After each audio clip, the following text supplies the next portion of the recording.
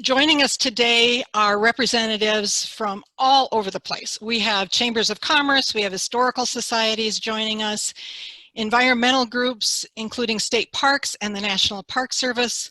We have many business groups that are here, as well as city representations, and several members of Northwoods and Waters Board of Directors. And so I thank you all so much for joining us. Hey, we actually have a representative here also from Georgia and New Hampshire.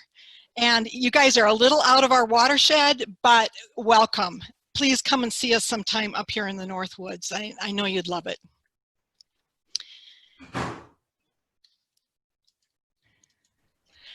I want to give a special thanks to Luanne Werner. Luanne was the person that you just heard that led us through the slides and how to use Zoom. We're all becoming very proficient with that as time goes on.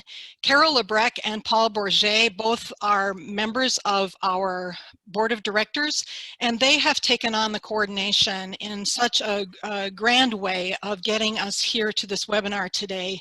And of course, Dr. David Trowbridge, who is volunteering his time to bring Clio here to us. For those of you that don't know, the mission of Northwoods and Waters of the St. Croix Heritage Area is to promote the natural, cultural, and historic resources of the St. Croix River watershed. We are a proposed National Heritage Area and hope to have that designated sometime soon.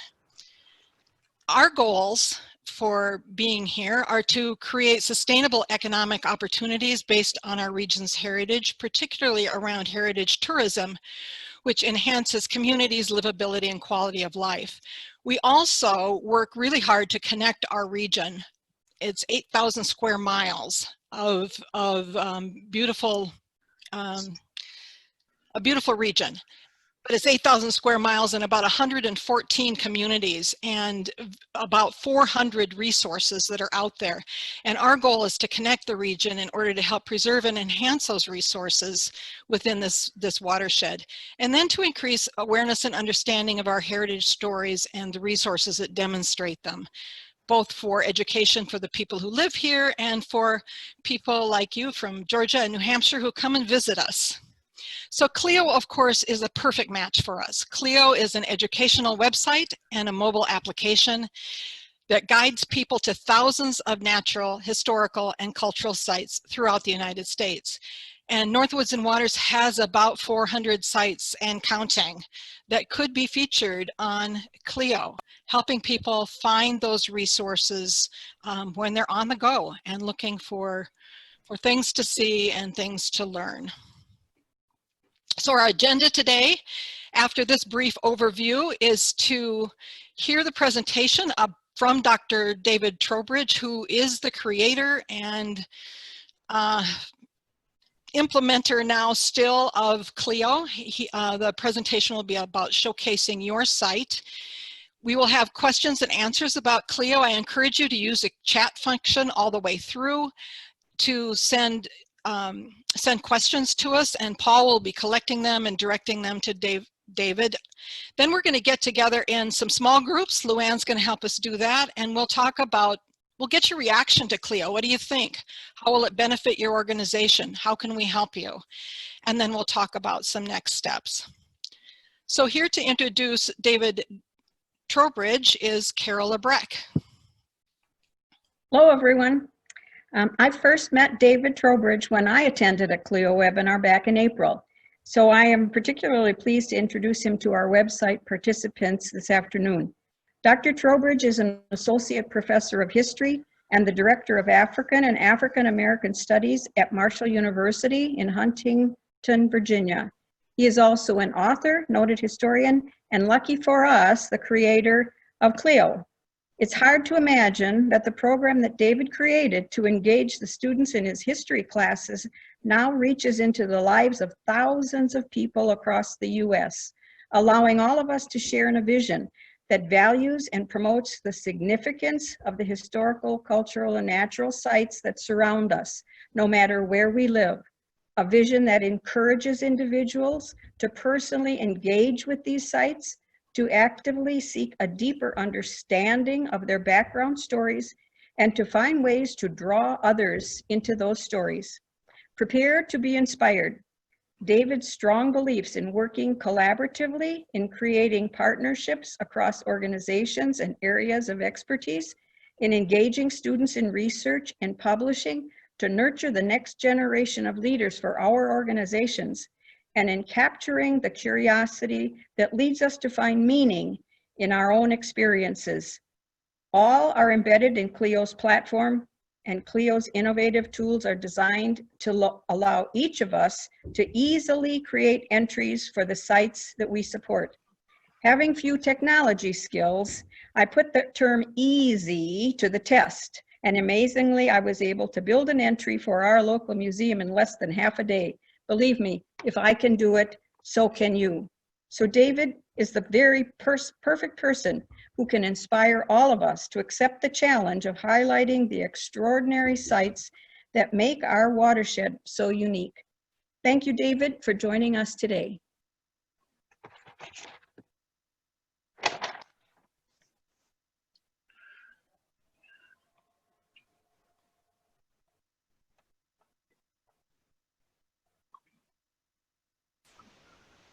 I forgot to unmute myself.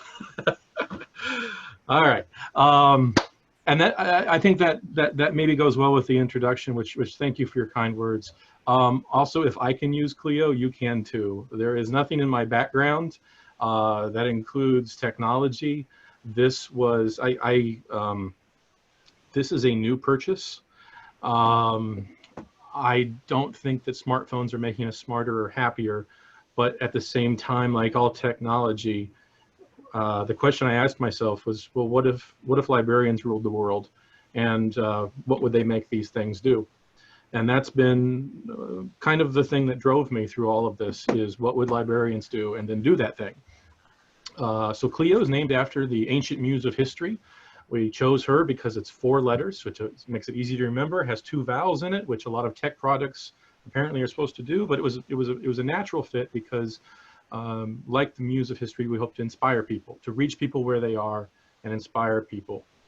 And although I don't particularly like mobile phones, I'm not, that's not the hill I'm willing to die on. It's got the potential to reach people where they are and connect them to the world of information. So I started this 7 years ago with my students as a way to reach them. It was their world that mattered to me, not mine. Before that, I had made a book with my students. I had done a website with, so I was sort of moving in this direction slowly. The reason it turned from a local history project into a national and starting to become a little bit more international is because it's working and because people are adding and sharing what they have. So Clio is completely free for all people, full stop. It is not owned by my university.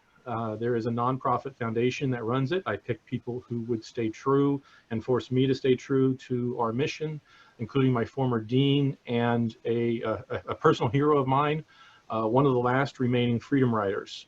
And so I picked people that would help this mission continue. If you're on Twitter or at all, you can follow us at theclio.com. I just shared an article on there that means a lot to me. It's from one of our first AmeriCorps members who shared with me what it was like being a scholar. He's ABD, about to finish a PhD, and legally blind, and what Clio meant to him. And it talks a lot about accessibility and reaching people. I think it's timely and important as well. All right, so Clio is the muse of history. It's grown to 35,000 individual entries. So you can use the website or the app. It picks up your location and it shows you nearby historical landmarks. It's usually museums, historical markers, monuments, historic buildings, etc. It can be a few other things as well. There's 900 walking tours and virtual tours of museums and historic sites. The virtual tours of museums and historic sites is a new feature that we built as soon as COVID hit. And I said, you know, what little thing can I do with what I have? And we thought, let's make it possible to explore museums from any location. 8 to 12 million page views per year. That's actually a little bit dated. It's a little more than that. Clio is the third We are the third most, in our state, Clio gets the third most web traffic. I think I said that right. According to Amazon's web traffic server. We were number 2, COVID hit, now the state of West Virginia is number 2 because everybody checks that daily for those counts. I share that not to brag, but because I want you to know how much people care about history and culture. They want to know what you know. They usually want to know when they travel or when they're thinking about travel or exploring. How did we get to 35,000 entries? I didn't write them all. I made it possible for organizations and people, but mostly organizations, to create individual entries, walking tours, virtual tours. Clio's completely free, full stop, thanks to the National Endowment for Humanities and a lot of individual donations. I know a lot of times you think my 10 bucks won't matter. It matters to me. When I see that, I know what I'm doing matters, and it keeps me going. And collectively, that money has funded 40 of my students. 40 of my students have earned at least a modest stipend to go forth in their communities. So I want you to know how much I appreciate that support. All right. This is not a hobby. You can tell in the tremor of my voice. The thing behind me is from my grandmother. It was my great-great-great-grandfather's deed to his land. Doesn't have any legal validity. I can't go claim that land now. But my grandma took the time to take me to museums, and it changed me. And that's kind of what drives me here. I know curiosity can bring out the best of us. So that's what I'm trying to do. Connect curiosity with expertise. If you're on this call, you know things. You know things about places. You want to share that with other people. And the trick is finding a time when they want to listen. The time when they want to listen is on their terms. And it's usually when they are browsing the internet. We make sure everything works really well with Google, so that when you do a Google search, there's a good chance the Clio entry will show up as maybe one of the top 10 results. And then, of course, this thing knows where you are. So it picks up your location and shows you the stuff around you. And at that moment, people are pretty receptive to about everything. What can you do with it? Text, of course. There's an introduction and a backstory section. The introduction should be, for each entry, should be about 1 paragraph. Think, they obviously know where this place is, but they need to know, they clicked on this because they were curious. Reward that curiosity with the information you know they wanted. And then the backstory is a longer section where you get to sort of tell a fuller story, the rest of the story, as the radio host once said. You can start over, offer more details, and then lead them from the thing that they were curious about. When was this theater created? Who is this person in a monument? To, as what you see on the screen, this is one of my students engaging with a monument here in our town to Carter G. Woodson. Despite the fact that there's a monument to this person, the most influential historian of the 20th century, the person who created what became Black History Month, it still doesn't mean people know who he is. We drive past the things in our monumental landscape without noticing them. So in this case, he has a chance to learn about Carter G. Woodson, click on a link, and he's virtually transported to a library where he can learn even more. There's also audio. The audio is incredibly powerful. I'll talk a little bit of that when I get to the virtual tours. And then links to sources and primary and secondary sources so you can learn more. So it's designed like fishing. You don't put too much bait on the hook, right? It's a small entry. Oh, hey, what's this? And then you give them 1 paragraph, like a museum label. If museum labels were 5 pages long, people they wouldn't go to museums. You gotta meet them where they are. So the curiosity, the hook, is the physical artifact. They want to know about that thing. They want to know about this place, where they are. And then they give them a paragraph. You give them images. You click on a button, they can hear you talking. They can hear your voice. You can embed oral histories as if these walls could talk. And then you can give them a little bit more information. You still want more? Here's a related book. Here's a website. Here's our website. Here's a primary source document.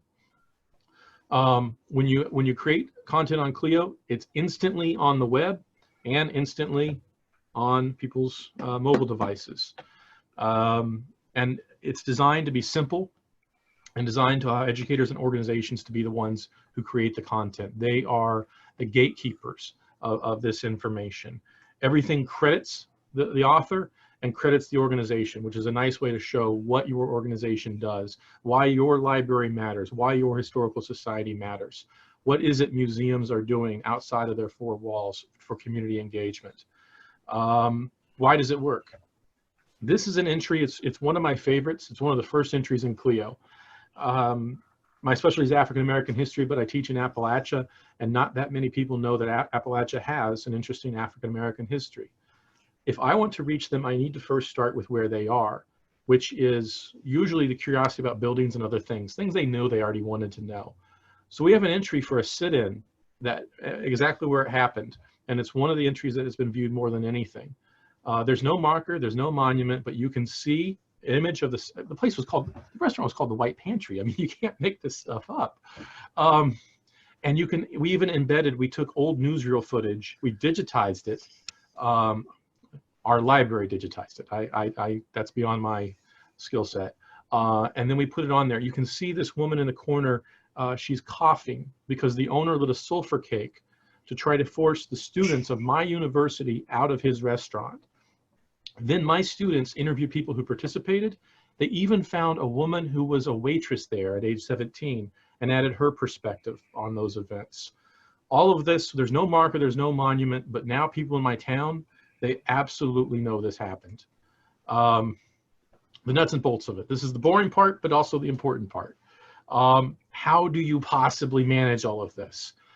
Earlier it was mentioned that there are hundreds of sites in this watershed that you could be created. Start with 10, start with 1, then 5, and then 10.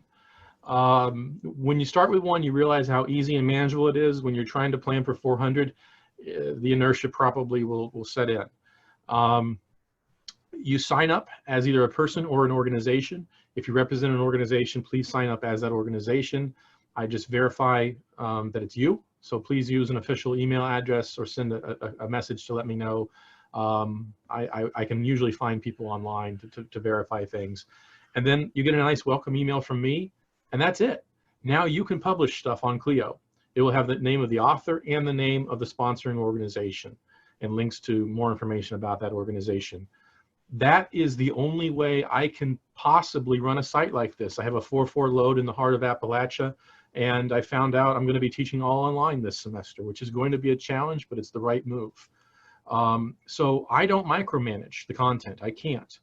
But the content is published under the name of the author and the name of the organization. So if it's good content, it credits the organization, and I have to use that as sort of, so it's not a Wikipedia, it's not Wikipedia. Wikipedia, everything's anonymous and there's no vetting. With this, the content's not anonymous, and at least you know who it came from, and it's vetted by the sponsoring organization as much as that's possible. So team member, when you sign up as an organization, you'll be able to create a joint account for your organization, and then you can share those credentials, that password, with everybody in your organization. They just go on Clio, they click on a little link that says museums and organizations, and they find the name of your organization, and they enter the password you gave them. They're off and running. They create entries as drafts that then you or the person who's the administrator for your organization, when they log in, they can see all the drafts created by all the volunteers, staff, docents, etc. And they can review them, edit them, delete them if they need to be deleted. Sometimes that's the case. And they can also publish them. And then they credit the person who wrote the entry as well as the organization. I know it seems like something that would be hard to do. There's instructional videos and guides. I wish everyone watched them, but that's not the case. The videos and guides, they focus as much about the platform as they do what makes a really good entry. So I encourage people to write those, to read those. It helps you think about what will make a good entry, what should be my first line, what kinds of things should I include. But I would say 35,000 entries, not everyone read the instructions. So, but those are all available as resources. All right, what can you make? The heart of Clio, individual entries. That's what we started with. At first, and for many years, all you could create, individual landmarks. It's an individual pin on the map, tells you about a specific geographic landmark, a museum, marker, monument, something tangible, with the exception of there are time capsule entries like what I shared with the sit-in, anything that you think is historically significant that they would appeal to a large audience. I think that's appropriate, and that's the key. For standard entries, since they show up on the map, we don't want to overwhelm people with 500 entries in a 1 square mile area. People will see that and they'll just close the app. You want to, so it's important to think about what people will really care about. The good news is within any of those individual entries, you can create a tour. So for our nature trails, and that's one of the 6 things you can make, there's one entry for the nature trail.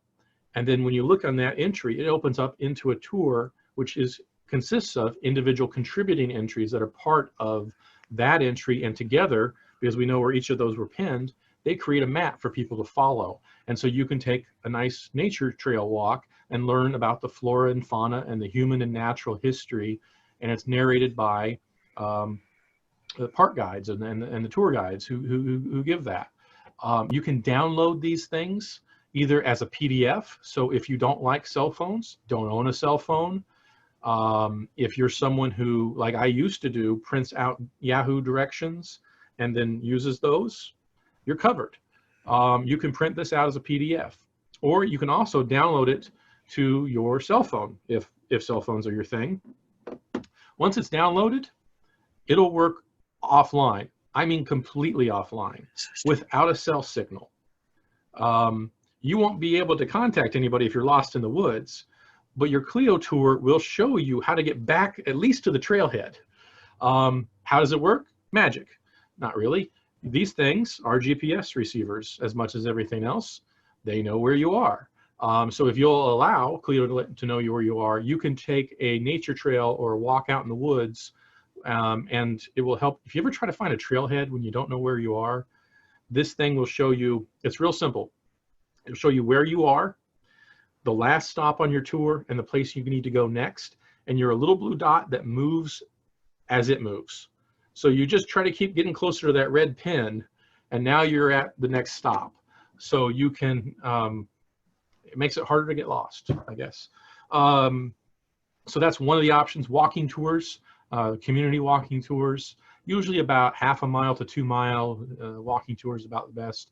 Virtual tours of a museum. I'll get into some examples of that.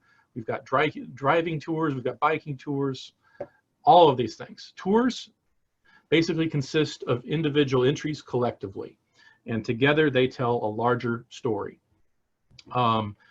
There's one crucial part here, standard entry. That's an entry that's going to actually show up on the main Clio map.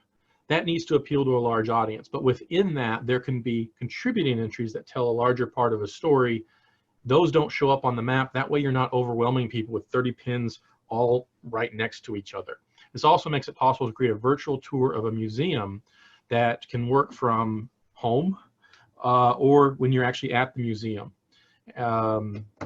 It will guide you from place to place. I always say check out the virtual museum tours before you go to the museum. That way you're not on your phone and you know a little bit about the artifacts and the art, and you can impress the people you're with. Contributing entries. All right, so a virtual museum tour is basically a walking tour, but it's all contained within one entry. And the system will actually walk you through that whole process. It'll say, create one entry for your museum or your historic site, and then say, now, would you like to create contributing entries and create a map within it so that people can take a tour of your site or your museum from any location. This is a museum of art, and it includes audio at the beginning and all through the tour. The audio is narrated by the museum curator, and you can hear some of his passion, some of his interesting anecdotes. I've been to this museum several times. When COVID hit, I took our little ones. They're 6 and 7, so we didn't do the whole tour, but we just drove around the museum, around the perimeter, and looked in the windows and could listen to him talk about what was in the museum. It entertained him for about 12 minutes. And if you've got a 6 and 7-year-old in the middle of a pandemic, that's pretty good. All right, nature trails. You can create one entry for a nature trail and then create contributing entries within it that, in this case, built a nice little map. And you can see this, they're titled Cranberry Glade Stop 3, Cranberry Glade Stop 4. We didn't know what to call them. These are just random parts on this nature trail we created, where you can hear the park naturalist talk about what you're seeing. And we created this tour in about 2 hours in the middle of a torrential downpour. It was a lot of fun. I was running for shelter. She was checking out animal scat. Didn't seem to care that it was raining. But there's just something about the authenticity of her voice and others. You know, when you go on this nature trail, wouldn't you love a personal tour with a scientist and a historian, maybe not a historian, but the park naturalist, where you can explore and enjoy all of this stuff. The person who created this had no tech knowledge. He retired recently, and he said, you know, he said that was remarkably easy. Why? And then he asked me if I could design Blackboard, which is the stuff that the universities are using for teaching online. Here is an outdoor virtual tour. Again, it's the audio that makes this thing work. This thing is narrated by, this is Heritage Farm and Museum. Every place has this exact same place. The log cabins, the schoolhouse, we've all been to these places, right? And professional historians like me are trained to think that this isn't real history or whatever. Well, you know, that's what I used to think. And I listen to the stories behind each one of these log cabins, and they talk about how they put it all together. And there's one that's one of these entries is just a little caboose that they have on their, I've walked past that caboose about 50 times because it's next to the petting zoo and I have little kids. I never even noticed, I never saw it. I walked past it 50 times, I never saw it. I hear Audie Perry share the story of what this meant to his dad, who started the place. I get teary-eyed. He says, the day the caboose showed up at the farm, oh, Dad was giddy. You see, that caboose had been the ticket counter at Old Fairfield Stadium before the plane crash that killed all those students at Marshall University. I can't walk past this thing now and not think about it. It's red. I see it painted green like it used to be. When I use this site, I see the world around me in black and white. And that's why it keeps me going. So if you do create a virtual tour, please do add audio. It's so simple. All you do is record an audio clip. You can record it on this thing, hit the record button. That creates an audio file, send it to your email, add it to your computer, and you just drop it in. It's as easy as an attachment. Now there's audio narration. We've had hundreds of people add audio narration. I don't think I have a single email yet from someone saying I couldn't figure out how to use it. This is kind of cool. We tried push notifications. You know, those are like things that pop up on your phone that says, hey, you know, you need to pay a bill or whatever. You're near this thing. We thought that'd be cool. Let people know when they're near a historic site. The only problem is there's a lot of entries in Clio. So that was a lot of notifications, and we made it to where people could change their settings, but you know, people, phone's vibrating. I don't stop. They try to throw their phone away. So we created something new called Discovery Mode, and I think it's kind of cool. So you can turn it on. I'm gonna open the app right now. This is only on the app, or if you're using a mobile website, it won't work for when you're on your computer at home because you're not moving. But it's designed to ask you if you want to share your location. It found me. I'm a little blue dot. You probably can't see. I'm a little blue dot, and it shows me 10 pins for the 10 nearest sites next to me, and it moves as I move. So you can go on a road trip, hand the phone to the kids in the back seat, let them play Stump Mom or Stump Dad as you drive through town.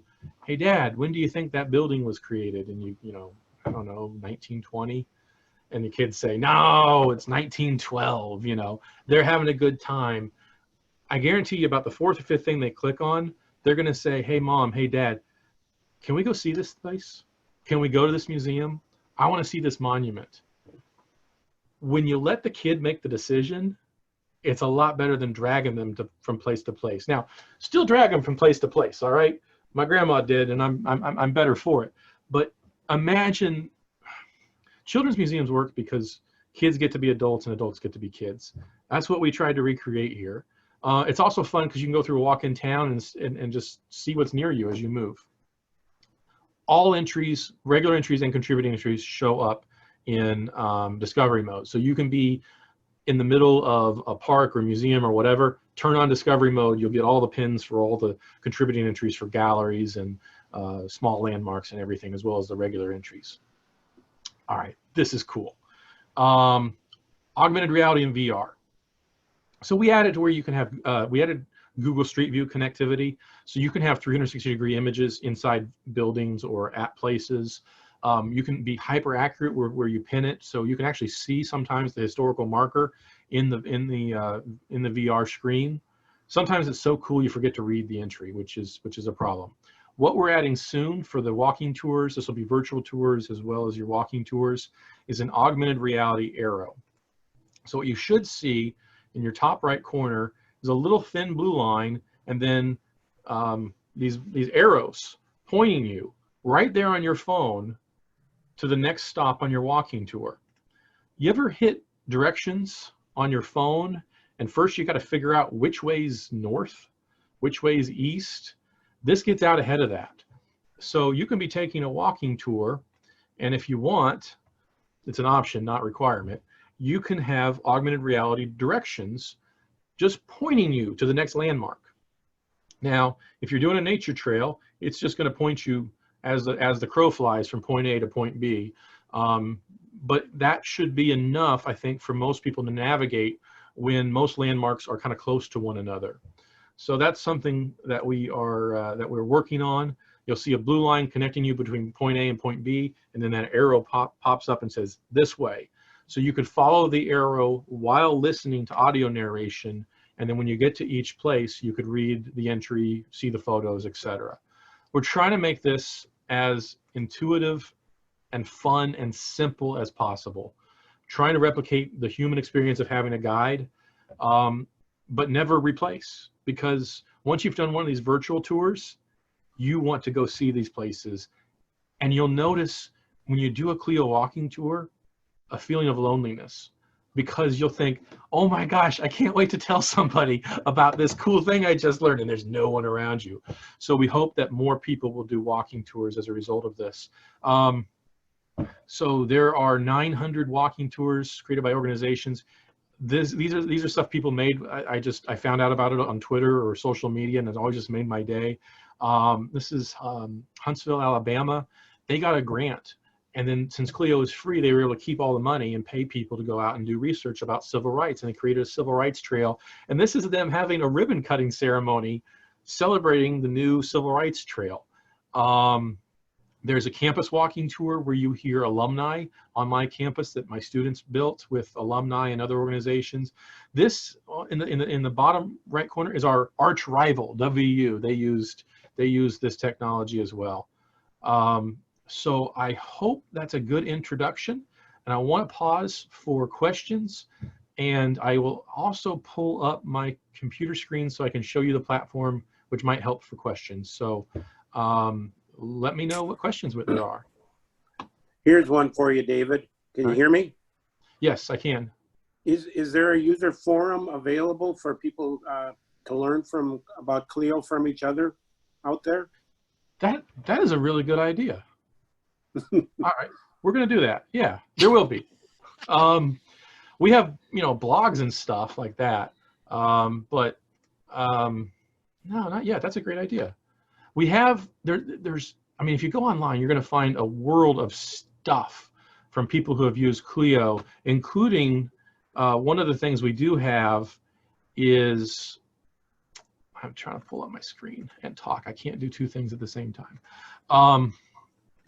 We have a section of resources and guides that, can you see my screen? I'm thinking you can't right now. Let me try again. You can? We can see it. We can see it. Does it say welcome to Clio? Yes. All right. Normally they give me a border around it. This time they didn't. Okay. So we do have on the site, there's a lot of instructional guides, including videos, and then resources. Some of these we made, some of these are things other people made. I like the idea of a user forum. Yeah, we'll do that. All right. What else?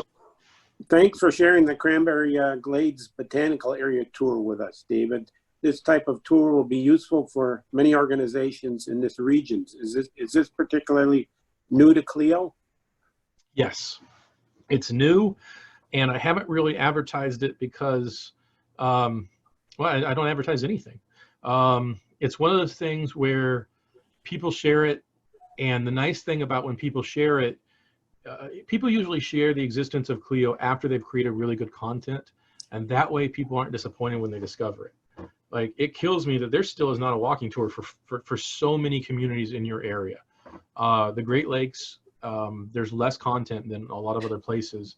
But the great thing is the people that are on this call are going to go create great content, and they're going to share it on social media, and they're going to share it on their website. And that way, the people who are going to discover Clio exists because there's going to be great stuff there.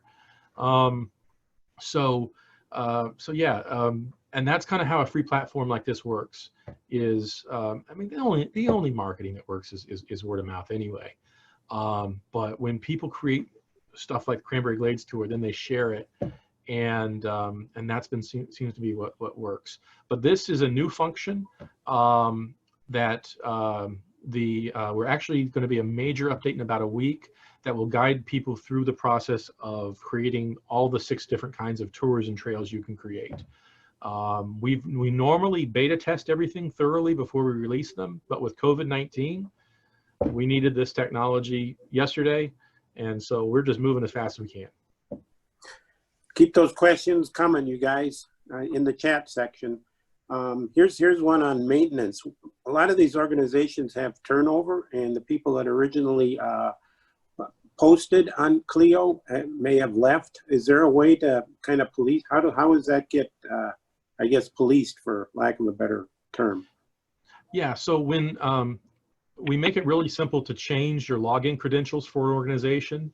So if someone had it tied to their email address, it's really easy to reset and change. So you just go to, I'm logged in right now, go to my profile, and you can update email address, change password, create an entry, create a tour. The email question I get more than anything is, can you reset my password? Or can you help? I forgot my password. Can you tell me what it is? I can't see anybody's passwords. That's a fail-safe because I know people tend to use passwords that they use for other sites. And I wanted to make sure that no one can see them, including me. But you can reset your password and you can change your email credentials. So it makes it, that happens a lot where organizations change and they need to change. You can go online and do that right there.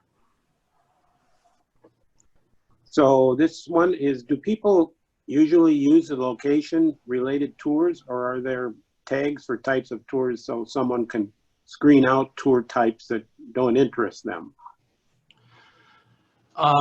Geographical is probably number one. The second would be using the search tool, which you can click. There's an advanced search option. You can find closest to your location. The advanced search allows you to screen things. I only want individual entries. You can screen, you can title. We have a smart intelligent search, so you don't have to be spot on.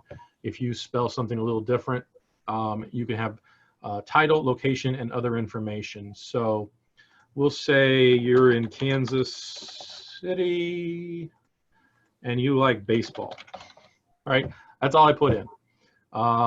And show me only individual entries up to 25 miles. I want to see only 10 items per page. Takes a minute. And now it shows you, Negro League Baseball Museum. Here's where a stadium used to exist.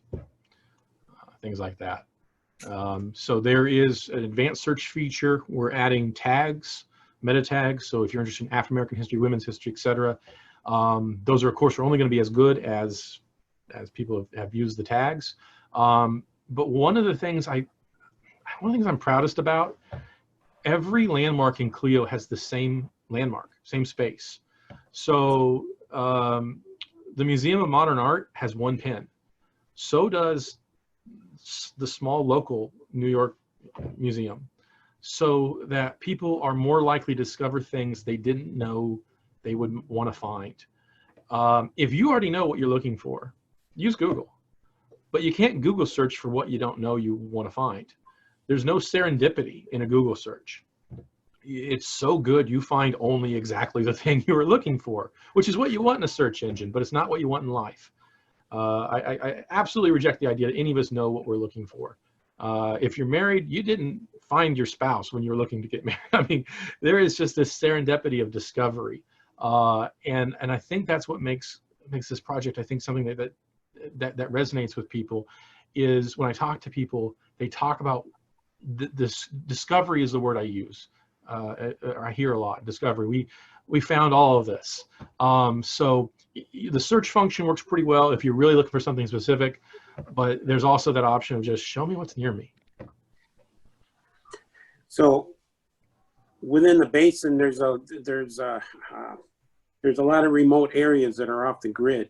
So one of the questions here is there an offline version of Clio, or do you have to be connected all the time? So the mobile app version, you can download a tour in advance, and it will work. It's downloaded to your device, and every pin, we know the geotag, and we know, and if you share your location, your phone knows where you are. And if you're using it and you've downloaded it in advance, it knows where every pin is. So it will work. I'm in West Virginia. We're kind of famous for a few things, and internet connectivity is not one of them. Cell phone coverage is not one of them. So it was important to me that this be something that works off the grid. But of course, you have to download it in advance. There's nothing I can do about that. There's nothing I can do to make the web version live and work when you don't have a internet connectivity. But I can allow people to download content to their device and make that work when they're offline without even a cell signal. Thank you. When you download a tour, you get everything. You get the images, you get the PDF, you can get the audio. So you can explore as you would. You'll forget you don't have internet connection when you use it because it's so smooth, and then you'll be mad when you click on a link and it doesn't work, because of course it can't take you to a website. You don't have a signal. But yeah. Last chance for questions out there. Anyone? Think you did a good job covering your subject there, David. All right, thank you. So we're going to be in small groups, just to give us a chance to just think about Clio and maybe formulate some other questions, but really to just process it with people that are around us, our colleagues, other people that have museums or special sites. And we're just going to ask you to introduce yourself by giving your name and your organization, and then just talk about it. How will Clio benefit your organization? And we would particularly like to know how Northwoods and Waters of the St. Croix Heritage Area can help you use Clio.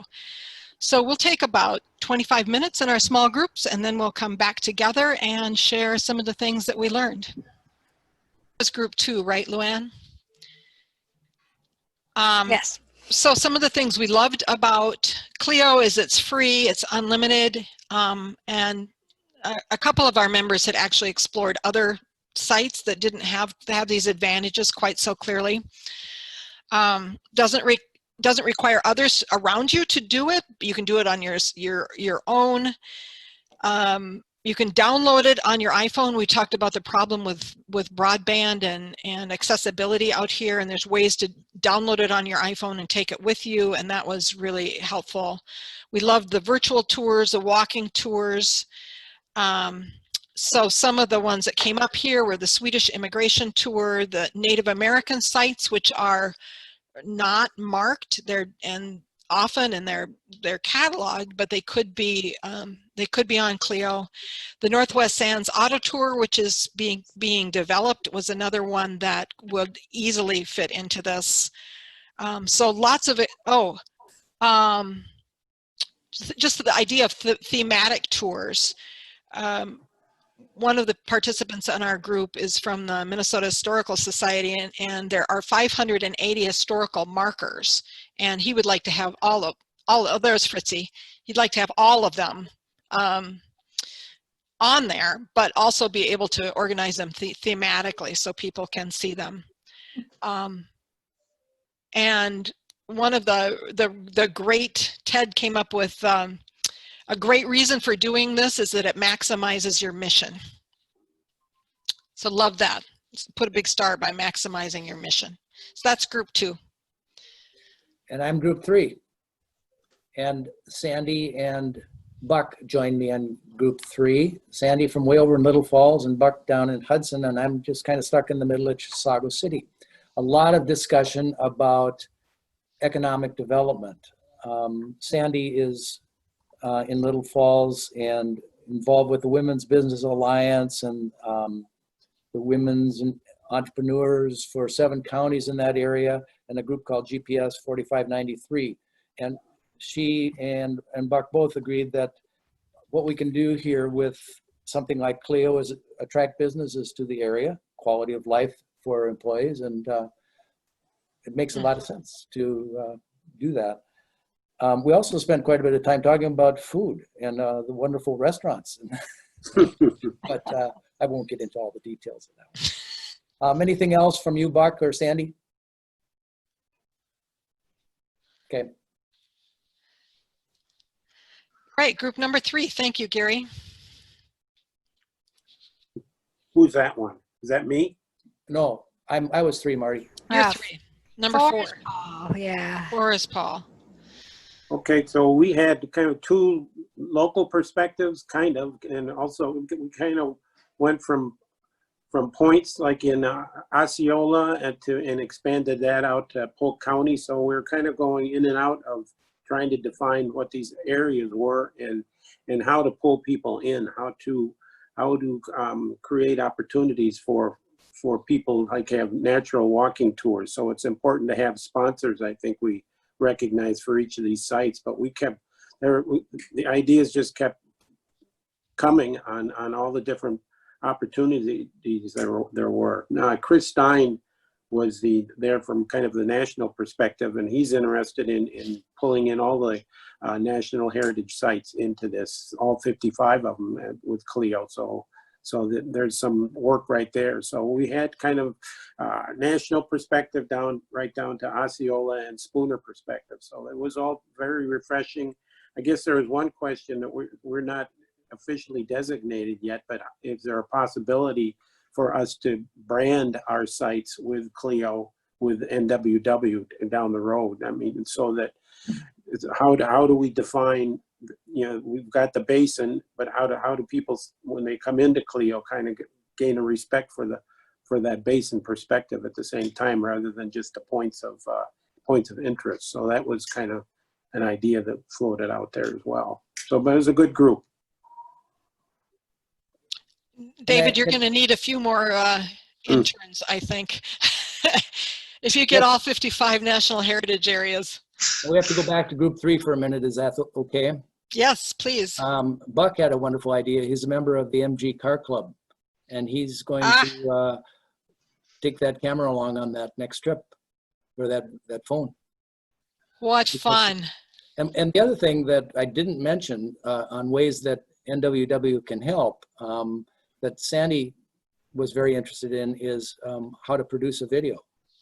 And Buck and I gave her some names of the people that we know, like John Call and Bill Newman. And I think, Bill, you are on this call, right? I see you're muted there. Yes, I'm here. Okay, so you might be getting a call from Sandy. Okay. Good to see you again, Sandy. Sandy and I go back a long way. So do Sandy and I. Well, okay. Pine Technical College. All right, group number 5. Who's number 5? That was me, Marty. Okay. Hi. We had 2 participants, one in a very small town, Osceola, on the river, and then one further out of the watershed area, but associated with the college.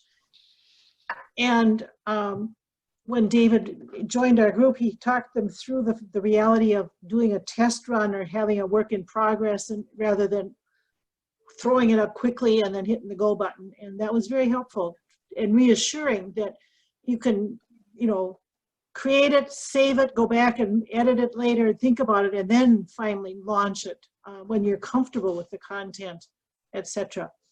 The other thing that occurred to me in talking with Bonnie, who represented a college and uses it with one of her classes, in your area, check out a technical college that offers a course in videography or whatnot, and partner with them to help you create your site. It gives the students experience, but it also gets a little more buy-in to the area from those people. You could go to a scout group. There might, you know, and scouting has changed. There's probably a merit badge for videography or social communication. But again, they find ways to speak the language of the younger generation and draw them in to help you create your site and build a little more pride in their area or some of the entities in their town that they might be oblivious to. What a great idea. What a great idea. Anything else from group 5?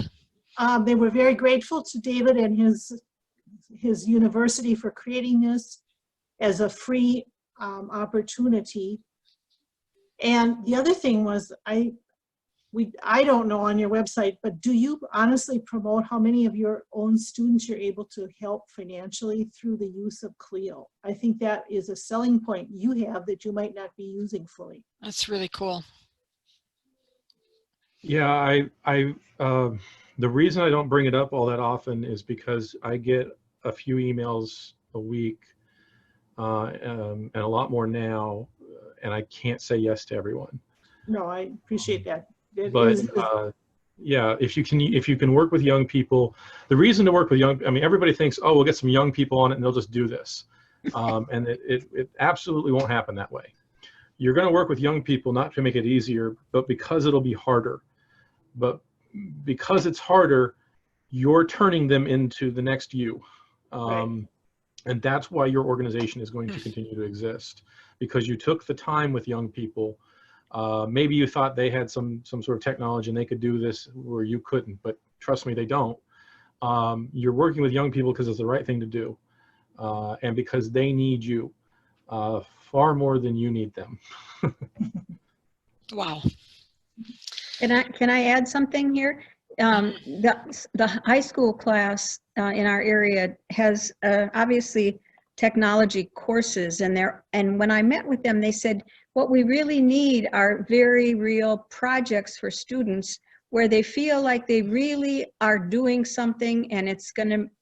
They have an audience, that they're needing to do this well because there is an audience, and they do the research and they put the thing together. So I think even high schools where there are project-based learning, and oftentimes, you know, teachers are looking for ways to do that. So that would be another source. And the other thing I just wanted to hit on is in our group, one of the things that came up is the need for mentorships and the need for some kind of workshops. And I mentioned to the two in my group that was already being talked about. So I'll let Marty, you want to maybe talk further about that? Well, I'm going to ask, we're running short on time, so I'm going to ask Cecily right now to just share with us what her group has thought about. Well, I asked my group 4 questions, you know, how we might individually reach out to organizations in our immediate area. And of course, you know, it's pretty easy to come up with a long list, you know, the visitor bureaus, the historical societies, you know, county courthouses, and, you know, it's just an infinite number. But then how would we reach them? You know, would we share this webinar? Would we send a link to Clio? Would we send a personal email?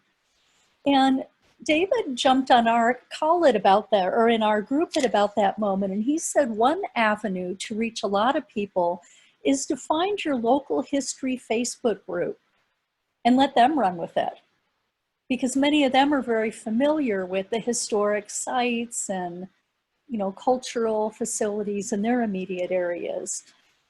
And then I started to talk about how Northwoods and Waters could help, individuals and organizations. And again, we can share with this webinar, with our newsletter, with our website, perhaps with the volunteer mentors that I know you'll talk about. And the final question, I'm trying to keep in my minute, I asked David Trowbridge this question: how will we collectively know that we've been successful in getting the word out? And he mentioned that, of course, we can sort of look around, our watershed to see what participation's been. And we can sort of get a count on individual sites of how many people are looking at it. So we, as collectively as an organization, can kind of find how well the word is, been disseminated. So that's what we talked about. It was a lot of fun. We love the potential. Great. Well, we will summarize these ideas and get them out to you, as well as some of our next steps. And I want to share with you then what some of those next steps are that we're thinking about. So one of the things that we're thinking about doing is actually having a follow-up workshop. So we've tentatively scheduled one for September 17th, about this same time. And we will invite you to come back and invite anybody else that wants to join us, and we'll just share our experiences in using Clio and see some examples of how other people are using it to promote their sites. And we'll be paying attention to what additional resources are out there, and we'll be able to share those with you also. There's a couple of other ways to stay connected with us. We have actually started a website or a section of our website. Carol did this in and amongst everything else she was doing for this webinar, but we now have a website there. You can go and visit that, and that will be more curated to our watershed. And we also have Northwoods and Waters links.org, which Bill Newman was really instrumental in getting going, which is an event and cultural guide. And so for us, these two things fit so closely together to be able to have both the Clio, which goes in depth, and then an event and a cultural guide, which allows people to share the virtual and physical kinds of things that they are doing. David has generously said that if we have questions about Clio, we can contact him directly, and his email is up there on the screen right now. And if you have questions about Northwoods and Waters or want to engage with us in other ways, just send us an email at northwoodsandwaters.manager@gmail.com. Dr. Trowbridge, this has been absolutely inspiring. I have choked up a couple of times, and I didn't expect that. This is like a history thing, you don't, but history does that to you sometimes, doesn't it? Yes, it does. So we're so indebted to you spending the time with us and sharing your enthusiasm and your brilliant work with Clio. We, without a doubt, will be using it, and it will definitely help us maximize our mission. Carol, do you have final comments? No, I just want to reiterate how wonderful it's been to have you with us, David, and to share, because it makes all the difference in the world to hear your enthusiasm, and it obviously spills over across everybody that's been with us. And it's clear from the little breakout sessions how much it's impacted people already. So thank you very, very much. Paul, anything else? We'll give David the last word then. I mean, like I said, start small. This should help economic development. I think people see that angle. I look forward to the day when I can promote history and culture and education without focusing on economic development, but I live in West Virginia, and it's an easy argument to make. The gift of the humanities is to see the perspectives of others, and I see people that don't have jobs. So economic development, sure, let's talk about that. Let's do that. Involve organizations and people, not because it'll be easier, not because you can assign work and they will just do it, but because it's harder. But when you build things as a group, the process is probably more valuable than the product when you do things that way. And the final product is cool, but the process is what assures that this continues in a meaningful manner. So start small. Once you have a proof of concept, one really good walking tour. Go out and get a local grant from your county commission, from your CVB, from your state humanities council. You can even apply for NEH funds. It is not a secret. They like to fund things they've already supported, and I am indebted to the NEH and others that have supported this in the past. But start small. Create really good content, share it with other people, and let that grow in a way that helps you and your organization. If you do that, then the thing I made has been a success. Thank you so much. Thank you, Luanne, for helping us with the technology and getting us all online and being our backbone as we've done this work. And thank all of you for your love for history, for your love for culture, for your love for the natural world. It has been a pleasure to spend this time with you, and we'll stay in touch. Thank you. Thanks, Bye-bye. everybody. Everyone.